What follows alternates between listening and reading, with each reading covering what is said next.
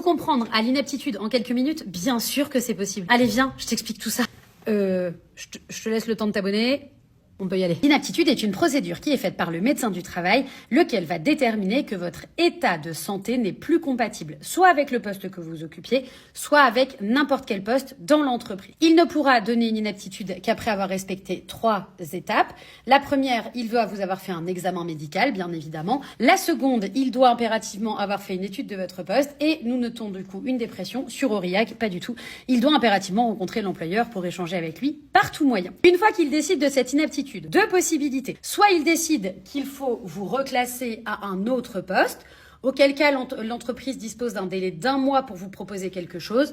En réalité, que se passe-t-il après ce mois-là? Pas grand-chose, si ce n'est que l'employeur doit reprendre le paiement du salaire en attendant la poursuite de la procédure. Deuxième possibilité, pas de reclassement possible, auquel cas on part directement sur une procédure de licenciement très classique, convocation, entretien préalable, notification du licenciement. Retenez quelque chose de très important. Selon l'origine de l'inaptitude, le montant des indemnités que vous allez percevoir ne sera pas le même. Si l'inaptitude est d'origine extérieure à l'entreprise, dans ce cas-là, vous percevrez l'indemnité légale. Je vous invite à aller calculer sur le site du Code du travail numérique, rubrique boîte à outils. Dans le cas contraire, si l'inaptitude fait suite à un accident du travail ou une maladie professionnelle, alors elle sera reconnue comme étant d'origine professionnelle. Dans ce cas-là, vous doublez le montant des indemnités qui vous sera dû.